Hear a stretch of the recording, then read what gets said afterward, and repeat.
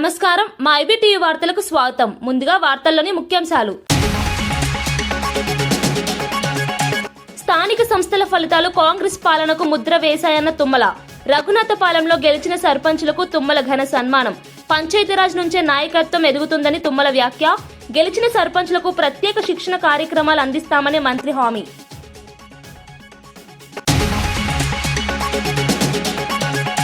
గ్రామీణాభివృద్ధి శాఖలో సంస్కరణలకు పవన్ గ్రీన్ సిగ్నల్. తాగునీరు, పారిశుద్ధ్యంపై పారదర్శకత పెంచాలన్న పవన్. గ్రామ స్థాయిలో సమస్యలకు వేగవంతం పరిష్కారం చేస్తామని వెల్లడి. గ్రామాలే రాష్ట్రానికి పునాది అని డిప్యూటీ సీఎం స్పష్టం.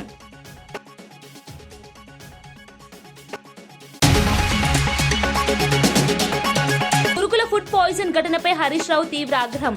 పిల్లల ఆరోగ్యంతో రాజీ పడే పాలనను ప్రజలు క్షమించరని వెల్లడి. విద్యార్థుల సంక్షేమంలో ప్రభుత్వం విఫలమైందని హరీష్ విమర్శ. బాధ్యులపై కఠిన చర్యలు తీసుకోవాలని డిమాండ్.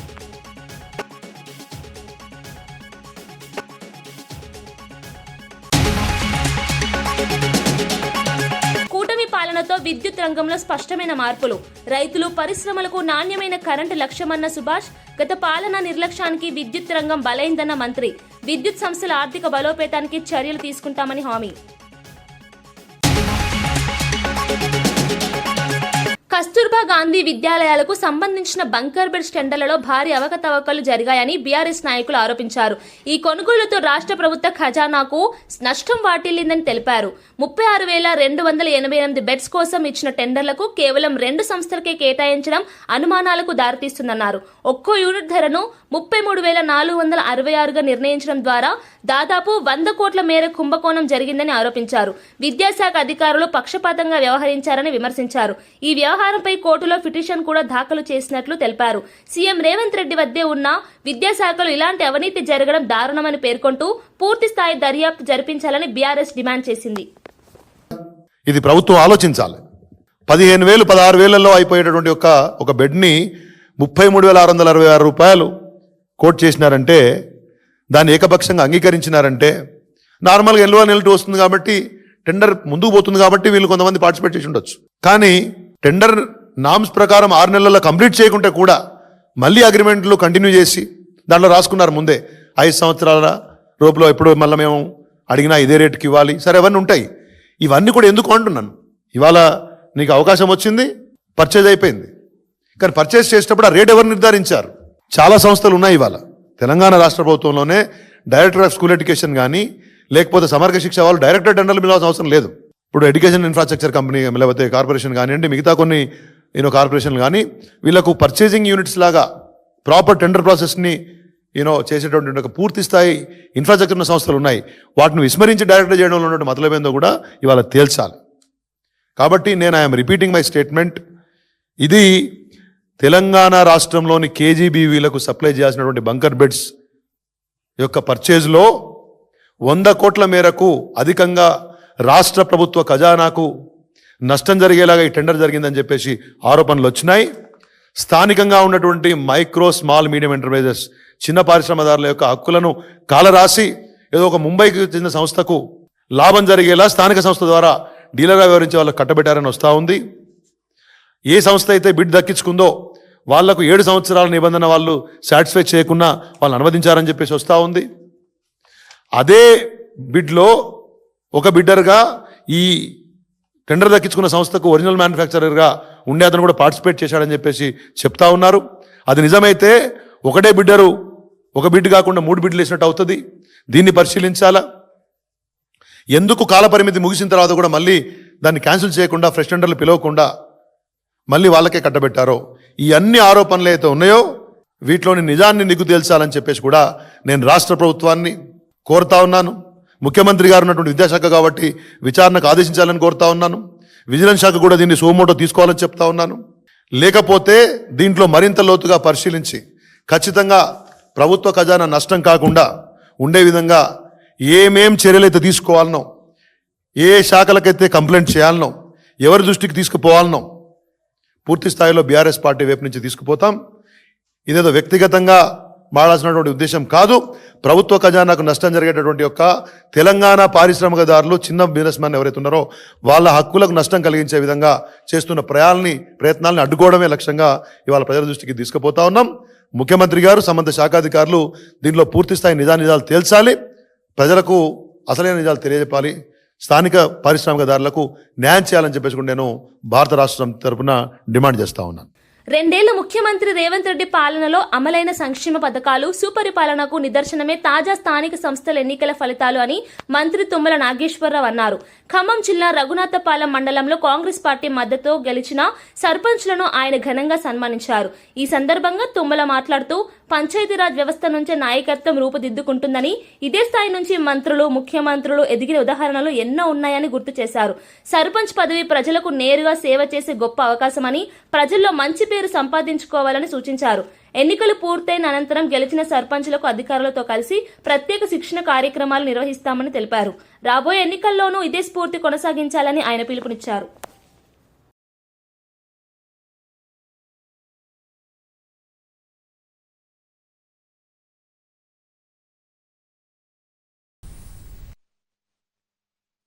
పంచాయతీ వ్యవస్థలో నిలబడ్డటువంటి కార్యకర్తకే రాజకీయ భవిష్యత్తు ఉంటుంది. కాబట్టి దయచేసి మీరు మీ ప్రజల యొక్క అభిమానంతో గెలిపించారు. మీరు అభిమానానికి తగ్గట్టుగా ఆదినారాయణ గారు చెప్పినట్లుగా ఏది చెప్పామో అది కంపల్సరీగా చేయాల్సిందే.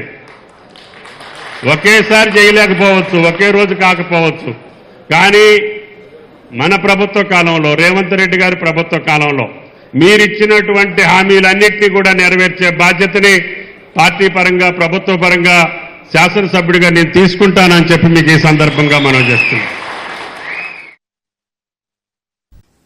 Messy football match, Rahul Gandhi పర్యటన నేపథ్యంలో హైదరాబాద్ లో కట్టుదిట్టమైన భద్రతా ఏర్పాట్లు చేసినట్లు సిపి సజ్జనర్ వెల్లడించారు. శంషాబాద్ విమానాశ్రయం నుంచి ఫలక్నుమా ప్యాలెస్, అక్కడి నుంచి ఉప్పల్ స్టేడియం వరకు పకడ్బందీ ఏర్పాట్లు చేశామని తెలిపారు. కోల్కతాలో జరిగిన ఘటనలు దృష్టిలో పెట్టుకుని అదనపు అప్రమత్తతతో భద్రత నిర్వహిస్తున్నామన్నారు. రాచకొండ కమిషనర్ ఎప్పటికప్పుడు ఉప్పల్ స్టేడియం పరిసర ప్రాంతాలను పర్యవేక్షిస్తున్నారని చెప్పారు. ప్రేక్షకుల రాకపోకలు, ట్రాఫిక్ నియంత్రణ, స్టేడియం లోపలి భద్రతపై ప్రత్యేక చర్యలు తీసుకున్నామని వివరించారు. ఎలాంటి అవాంఛనీయ ఘటనలు జరగకుండా అన్ని విభాగాలు సమన్వయంతో పనిచేస్తున్నాయని సిపి స్పష్టం చేశారు. ఇక్కడ రాహుల్ గాంధీ గారు కూడా వస్తున్నారు, అదేవిధంగా మన ముఖ్యమంత్రి గారు కూడా ఇక్కడ వస్తున్నారు. సో వాళ్ళందరూ కలిసి ఇక్కడి నుంచి ఉప్పలకు బయలుదేరుతున్నారు. ఇక్కడ మనము పక్కద్బందీగా బందోబస్తు ఏర్పాటు చేయడం జరుగుతుంది. సో అదేవిధంగా ఉప్పల్ స్టేడియంలో కూడా అక్కడ మన సిపి రాచకొండ నేతృత్వంలో కూడా చాలా పక్కద్బందీగా ఏర్పాటు చేయడం జరుగుతుంది. ప్రజలు ఎవరు కూడా భయాందోళన చెందాల్సిన అవసరం లేదు.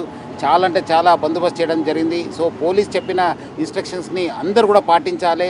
మనకు పోలీసుకు, రాష్ట్ర ప్రభుత్వం కూడా అందరూ కూడా సహకరించి ఈ ఒక్క మెస్సీ, ఎందుకంటే చాలా లెజెండ్ ప్లేయరు అనే ఇక్కడ వచ్చే హైదరాబాద్ కార్యక్రమాన్ని అందరూ కూడా కలిసి విజయవంతం చేయాలని చెప్పి నేను కోరుతున్నాను. ఉప్పల్ స్టేడియంలో నిర్వహించిన మెస్సీ ఫుట్బాల్ మ్యాచ్ ను వీక్షించేందుకు ఏఐసీసీ అగ్రనేత రాహుల్ గాంధీ హాజరయ్యారు. రాహుల్ గాంధీకి ముఖ్యమంత్రి రేవంత్ రెడ్డి ఘనంగా స్వాగతం పలికారు. అంతర్జాతీయ స్థాయి క్రీడా ఈవెంట్ కు దేశ రాజకీయ నాయకుల హాజరు రాష్ట్రానికి ప్రత్యేక గుర్తింపుగా నిలిచిందని కాంగ్రెస్ వర్గాలు పేర్కొన్నాయి.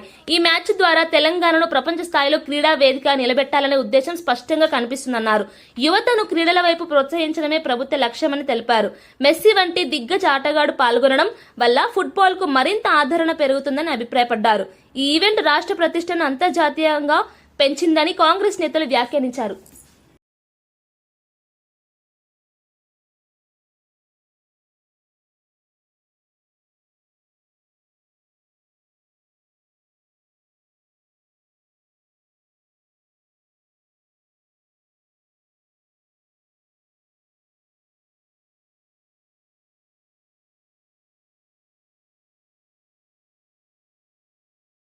పంచాయతీరాజ్ శాఖ తరహాలోనే గ్రామీణాభివృద్ధి, గ్రామీణ తాగునీటి సరఫరా విభాగాల్లోనూ సంస్కరణలు చేపట్టాలని డిప్యూటీ సీఎం పవన్ కళ్యాణ్ నిర్ణయించారు. గ్రామీణ ప్రాంతాల్లో మౌలిక సదుపాయాలను మరింత బలోపేతం చేయడమే లక్ష్యంగా ఈ మార్పులు తీసుకొస్తున్నట్లు ఆయన స్పష్టం చేశారు. తాగునీటి సరఫరా, పారిశుద్ధ్యం, అభివృద్ధి పనుల్లో పారదర్శకత పెంచాలని అధికారులకు సూచించారు. గ్రామ స్థాయిలో ప్రజలకు ఎదురవుతున్న సమస్యలను వేగంగా పరిష్కరించే విధంగా వ్యవస్థను సులభతరం చేయాలని ఆదేశించారు. అభివృద్ధి పనుల్లో నాణ్యతతో పాటు కాల పరిమితి కూడా కీలకమని పేర్కొన్నారు. ఈ సంస్కరణలతో గ్రామీణ జీవన ప్రమాణాలు మెరుగుపడతాయని, ప్రజలకు ప్రభుత్వంపై మరింత నమ్మకం పెరుగుతుందని పవన్ కళ్యాణ్ అభిప్రాయపడ్డారు. గ్రామాలే రాష్ట్రానికి పునాది అన్న దిశగా ప్రభుత్వం ముందుకు సాగుతోందని తెలిపారు.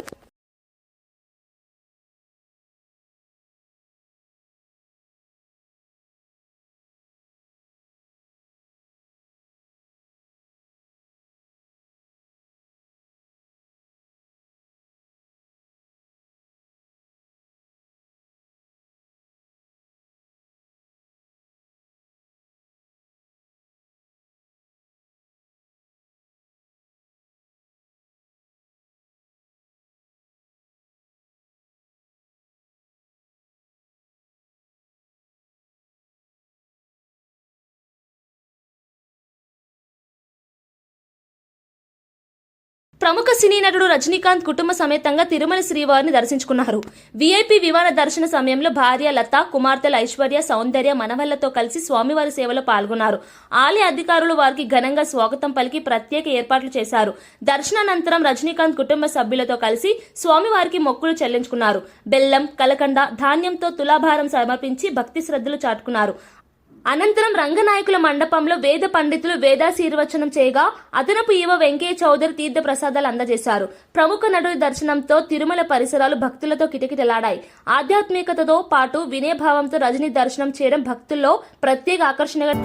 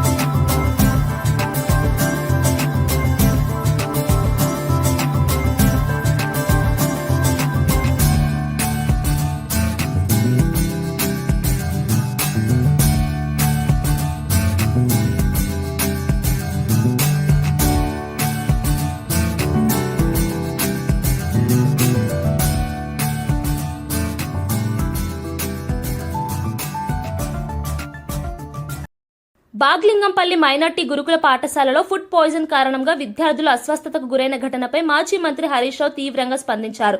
ఘటనలో బాధిత విద్యార్థులను పరామర్శించిన అనంతరం ఆయన మీడియాతో మాట్లాడుతూ ముఖ్యమంత్రి రేవంత్ రెడ్డి పాలనలో పిల్లలకు కనీసం నాణ్యమైన భోజనం కూడా అందించలేని పరిస్థితి నెలకొందని విమర్శించారు. పిల్లల ఆరోగ్యంతో చెలగాటమాడటం అత్యంత దారుణమని అన్నారు. 2 సంవత్సరాల పాలనలో విద్యార్థుల సంక్షేమాన్ని నిర్లక్ష్యం చేస్తున్నారని ఆరోపించారు. స్కూల్ విద్యార్థులకు భద్రత, పోషకాహారం కల్పించడంలో ప్రభుత్వం పూర్తిగా విఫలమైందన్నారు. బాధ్యులపై కఠిన చర్యలు తీసుకోవాలని, ఇలాంటి ఘటనలు మళ్లీ జరగకుండా పటిష్టమైన చర్యలు అవసరమని డిమాండ్ చేశారు. విద్యార్థుల ఆరోగ్యంతో రాజీపడే పాలనను ప్రజలు క్షమించరని హెచ్చరించారు. గవర్నమెంట్ డబ్బులు పెట్టి రేవంత్ రెడ్డి ఫుట్బాల్ స్టేడియం కట్టుకున్నాడు. ఆయన ఎవడో మెస్సీ. ఆ మెస్సీ వస్తాడట. మెస్సీతో ఫుట్బాల్ ఆడడానికి ఈ మేస్త్రి ఫుట్బాల్ ఆడడానికి సింగరేణి పైసలు, బడా బడా కంపెనీల మీద ఒత్తిడి పెట్టి 100 కోట్ల రూపాయలు ఖర్చు పెట్టి ఈయన ఫుట్బాల్ షోకు తీర్చుకుంటుండు. ఆ 100 కోట్లతోని ఓ మంచి హాస్టల్ కట్టు, పిల్లలకు కడుపు నిండా అన్నం పెట్టు, ఓ స్కూల్ కట్టు. నువ్వు సిఎస్ఆర్ డబ్బులతో, సింగరేణి డబ్బులతో, ప్రభుత్వ డబ్బులతో స్టేడియాలు కట్టుకునేంది, ఈ ఫుట్బాల్ షోకులు తీర్చుకోవడం ఏంది? ఇవాళ అక్కడ కొండాపూర్ హాస్పిటల్లో పిల్లలు ఉన్నారు, అదేదో ఒక ప్రైవేట్ ఆసుపత్రుల్లో పిల్లలు ఉన్నారు, నీలోఫర్లో పిల్లలు ఉన్నారు, కోటి ఆసుపత్రిలో మంచాల మీద పిల్లలు ఉన్నారు. ఇలా హైదరాబాద్ నడిబొడ్డున, హైదరాబాద్లోనే ఈ పరిస్థితి ఉంటే ఇక జిల్లాలో ఏం పరిస్థితి ఉంది? ఇలా మంత్రులు, ముఖ్యమంత్రి అందరు హైదరాబాద్లో ఉన్నారు. ఈ పిల్లల్ని వచ్చి చూడడానికి మీకు టైం దొరకలేదా? మీకు ఎంతసేపు ఫుట్బాల్ ఆడడానికి నీ షోకులకే టైం సరిపోతలేదు, నీ కబ్జాలకు, నీ కమిషన్లకే నీకు టైం సరిపోతలేదు. పిల్లల్ని ఆడబట్టించుకుంటున్నావు నువ్వు. ఈ రోజు వరకు హైదరాబాద్లో ఆసుపత్రుల్లో పిల్లలు మంచాల మీద ఉంటే ఒక్క మంత్రి కానీ, ముఖ్యమంత్రి కానీ వచ్చి పరామర్శించాల్సిన బాధ్యత లేదా? 61 సార్లు ఢిల్లీ వేయండి ముఖ్యమంత్రి, 61 సార్లు ఢిల్లీ పోవడానికి టైం ఉంటుంది. నువ్వు పోయి ఫుట్బాల్ ఆడడానికి నీకు టైం ఉంటుంది, కానీ ఈ పిల్లల్ని పరామర్శించడానికి, ఈ పిల్లలకు ఏం జరిగిందో తెలుసుకోవడానికి రేవంత్ రెడ్డి నీకు టైం లేదా అని నేను అడుగుతా ఉన్నా. కూటమి ప్రభుత్వం అధికారంలోకి వచ్చిన తర్వాత రాష్ట్రంలో విద్యుత్ రంగంలో స్పష్టమైన మార్పులు కనిపిస్తున్నాయని కార్మిక శాఖ మంత్రి వాసంశెట్టి సుభాష్ అన్నారు. అమరావతిలో జరిగిన మీడియా సమావేశంలో ఆయన మాట్లాడుతూ విద్యుత్ సరఫరా వ్యవస్థను బలోపేతం చేసి పరిశ్రమలు, వ్యవసాయం, గృహ వినియోగదారులకు అంతరాయం లేకుండా కరెంట్ అందిస్తున్నామని తెలిపారు. గత పాలనలో విద్యుత్ రంగం నిర్లక్ష్యానికి గురైందని, ఇప్పుడు సమగ్ర ప్రణాళికతో ముందుకు వెళ్తున్నామని చెప్పారు. రైతులకు నాణ్యమైన విద్యుత్ సరఫరా, పరిశ్రమలకు స్థిరమైన పవర్ అందించడమే ప్రభుత్వ లక్ష్యమన్నారు. కార్మికుల సంక్షేమంతో పాటు విద్యుత్ సంస్థలను ఆర్థికంగా బలోపేతం చేసే చర్యలు చేపట్టామని తెలిపారు. కూటమి పాలనతో రాష్ట్రం విద్యుత్ వెలుగులతో ముందుకు సాగుతోందని మంత్రి సుభాష్ స్పష్టం చేశారు. 175 అంటే 11 ఇచ్చారు. మీకు విశాఖపట్నం మీద అంత కక్ష ఎందుకు? 175 వచ్చిన తర్వాత కూడా నా ప్రమాణ స్వీకారం విశాఖపట్నం నుంచి అని ప్రకటించారు. మళ్ళీ ఓడిన వెంటనే మళ్ళీ మైకిల్ మీదకి వచ్చి మేము చేయవలసిందంతా చేసాం, ప్రజలకు ఎంతో చేసేసాను, నన్ను మోసం చేశారని కన్నీరు పెట్టుకోవడం. అది కాదండి. అసలు 11 ఎందుకు వచ్చినాయి అనేది మీరు రివ్యూ చేసుకుని అక్కడ మీ కార్యకర్తలతోని ప్రజల చేత అనిపించుకున్నారు కాబట్టి ఎందుకు అనిపించుకున్నారని తెలుసుకోండి. అసెంబ్లీకి రావటం, ఆడ పేరు నాని, ఈ కొడాలి నాని ఇష్టం వచ్చినట్టు వాగటం, మళ్ళీ వాగిన తర్వాత బూతులు తిట్టిన తర్వాత జగన్మోహన్ రెడ్డి గారి వైపు చూడటం, ఆయన మెప్పు పొందడం కోసం. ఆయన నవ్వుకుంటున్నారా లేదా, లేదంటే టీడీపీ కార్యాలయం మీద దాడులు చేయడం. మీకు అసలు అవగాహనే లేదు పాలన మీద అని చెప్పి ప్రజల మూలన కూర్చోబెట్టారు. కనీసం మంచి విమర్శలను స్వీకరించండి. ప్రజల వద్దకు వెళ్ళి ఎందుకు 11 సీట్లకి ఇచ్చామో తెలుసుకోండి. మరి విద్యుత్ విషయానికి వస్తే 5 సంవత్సరాల్లో 9 సార్లు విద్యుత్ ఛార్జీలు పెంచారు మీరు. మరి ఎన్డీఏ కూటమి వచ్చిన తర్వాత రాష్ట్ర చరిత్రలో ఎప్పుడూ లేని విధంగా విద్యుత్ ఛార్జీ తగ్గించడం జరిగింది. అదేవిధంగా ఈ 5 సంవత్సరాలు కూడా ఎక్కడా పెంచమని కూడా చంద్రబాబు నాయుడు గారు చెప్పడం జరిగింది. అయితే దీంతో పాటుగా ఏళ్ల కల నెరవేరిందని కేంద్ర మంత్రి కింజరాపు రామ్మోహన్ నాయుడు తెలిపారు.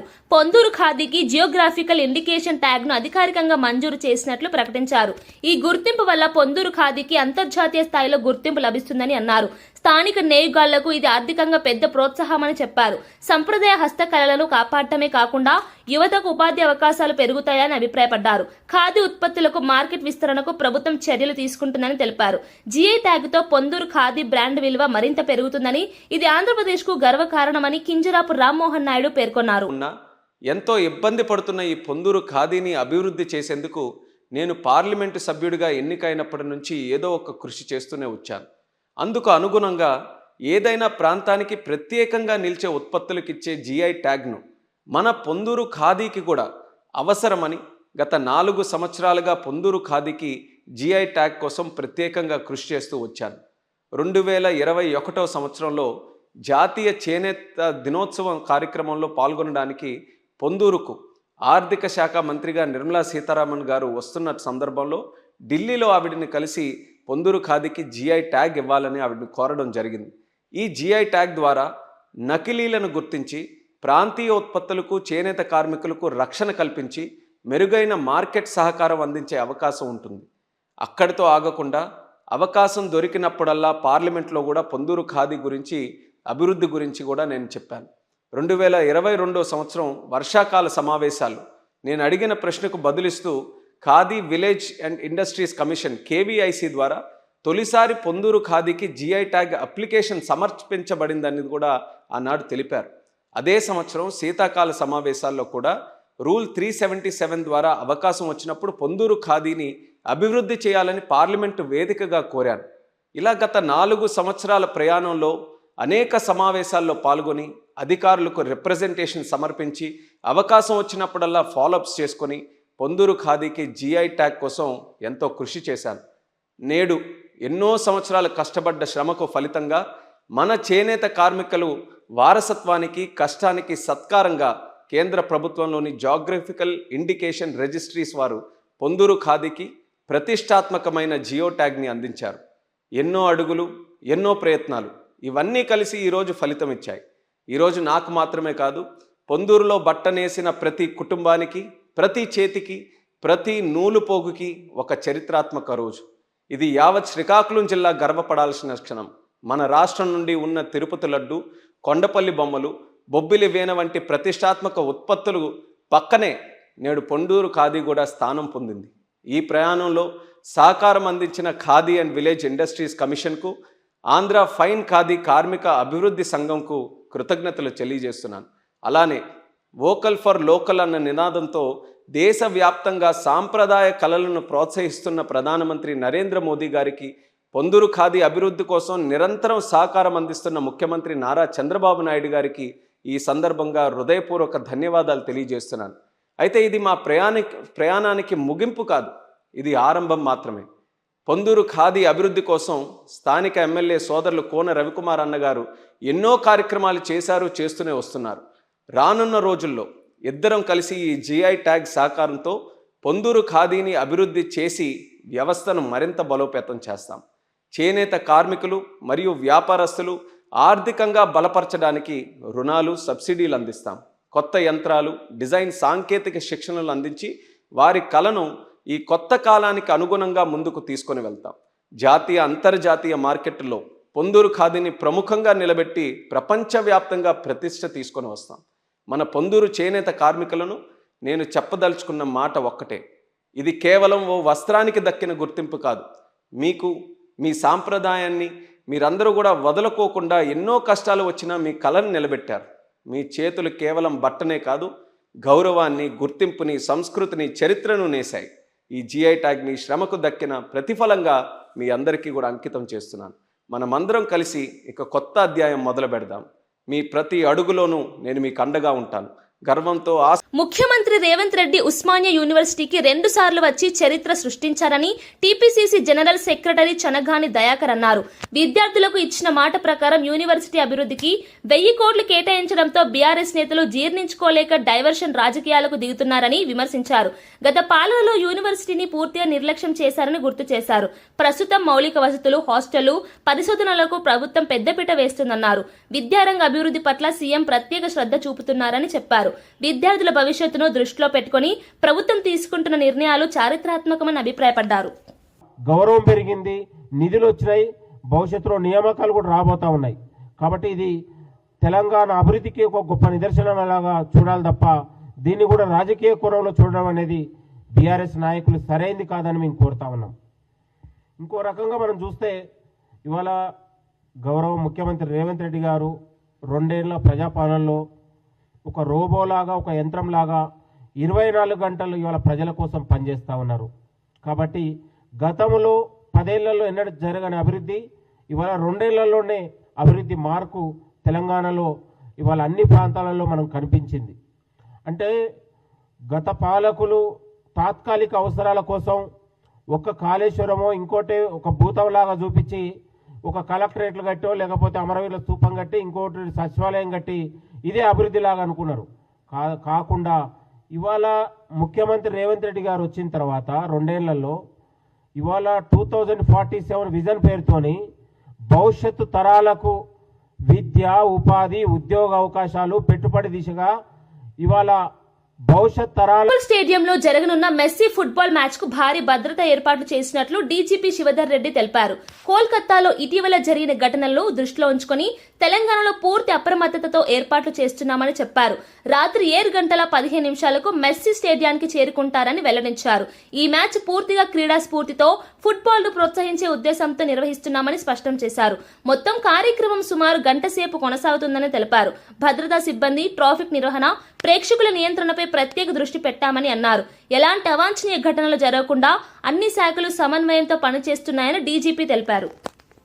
ఫస్ట్ థింగ్ అర్థం చేసుకోవాల్సింది ఏంటంటే ఇది ఒక ఫుట్బాల్ గేమ్ మ్యాచ్ కాదు. ఇక్కడ ఫుట్బాల్ క్రీడను బాగా పెంపొందించేందుకని చెప్పి ప్రజలలో అందుకు ఆయన ఒక విశ్వవిఖ్యాతమైనటువంటి ఫుట్బాల్ ప్లేయర్ కాబట్టి మెస్సీ ఆయన ఇక్కడ వస్తున్నాడు. కాబట్టి ఆయన ద్వారా మనకు హైదరాబాద్లో పాత ఫుట్బాల్ కల్చర్ని మళ్ళీ రివైవ్ చేయడానికి అని చెప్పి మళ్ళీ దానికి పునరుద్ధరణ చేయడానికి అని చెప్పి చేస్తున్న ప్రోగ్రామ్ ఇది. ఇది క్రికెట్ మ్యాచ్ అని, ఫుట్బాల్ మ్యాచ్ అని చెప్పి అనవసరంగా రాంగ్ ఇంప్రెషన్లో పోకూడదు.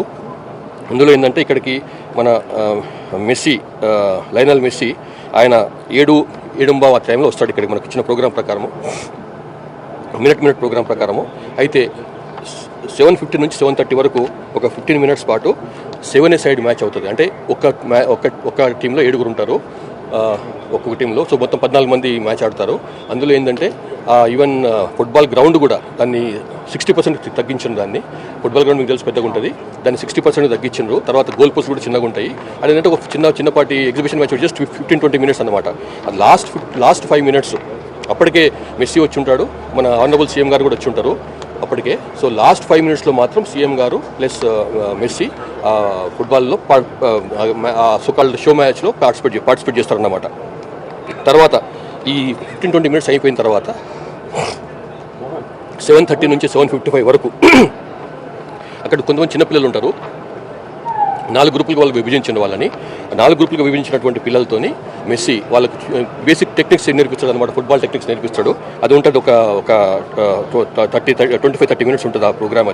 అది టికిటాకా కాన్సెప్ట్లో భాగంగా చేస్తున్నారు. అది తర్వాత ఇంకొక 10 మినిట్స్ పాటు తర్వాత అంటే 7:55కి అయిపోద్ది అనుకుంటున్నాం. ఇది ఈ టికిటాకా కాన్సెప్ట్, ఈ చిన్న పిల్లలకి ఫుట్బాల్ నేర్పించే కాన్సెప్ట్. అది గ్రామీణాభివృద్ధి ద్వారానే గాంధీజీ స్వప్నాన్ని సాకారం చేయవచ్చని మంత్రి పొన్నం ప్రభాకర్ పేర్కొన్నారు. సిద్దిపేట జిల్లా హుస్నాబాద్ ఎమ్మెల్యే క్యాంపు కార్యాలయంలో నూతనంగా గెలిచిన కాంగ్రెస్ పార్టీ సర్పంచ్లు, వార్డు సభ్యులను ఆయన సన్మానించారు.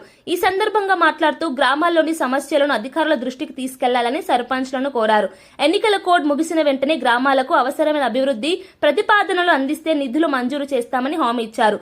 ప్రజాప్రభుత్వంలో గ్రామాల అభివృద్ధికి ప్రథమ ప్రాధాన్యం ఉంటుందని తెలిపారు. శాతవాహన యూనివర్సిటీ అభివృద్ధికి 100 కోట్లు కేటాయించాలని ముఖ్యమంత్రిని కోరుతామని వెల్లడించారు. సర్పంచ్లు ప్రజలకు న్యాయం చేస్తూ గ్రామాలను ఆదర్శంగా తీర్చిదిద్దాలని పిలుపునిచ్చారు.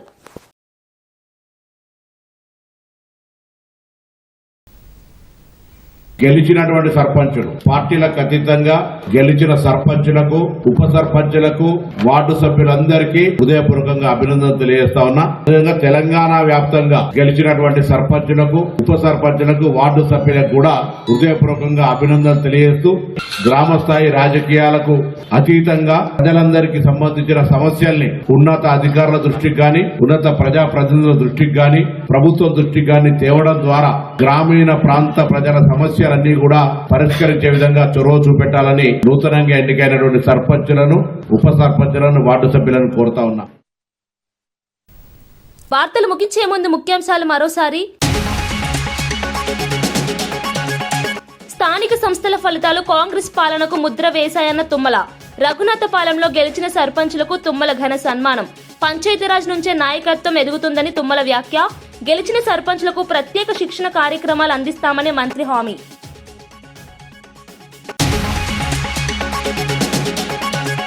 గ్రామీణాభివృద్ధి శాఖలో సంస్కరణలకు పవన్ గ్రీన్ సిగ్నల్. తాగునీరు, పారిశుద్ధ్యంపై పారదర్శకత పెంచాలన్న పవన్. గ్రామ స్థాయిలో సమస్యలకు వేగవంతం పరిష్కారం చేస్తామని వెల్లడి. గ్రామాలే రాష్ట్రానికి పునాది అని డిప్యూటీ సీఎం స్పష్టం.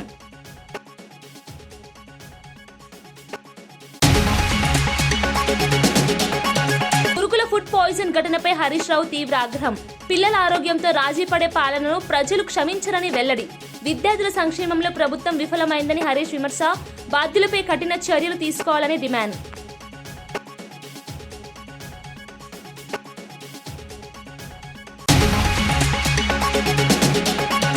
కూటమి పాలనతో విద్యుత్ రంగంలో స్పష్టమైన మార్పులు. రైతులు, పరిశ్రమలకు నాణ్యమైన కరెంటు లక్ష్యమన్న సుభాష్. గత పాలన నిర్లక్ష్యానికి విద్యుత్ రంగం బలైందన్న మంత్రి. విద్యుత్ సంస్థల ఆర్థిక బలోపేతానికి చర్యలు తీసుకుంటామని హామీ. ఇవి ఈనాటి వార్తా విశేషాలు. మరో బులెటిన్లో మళ్ళీ కలుద్దాం. నమస్కారం.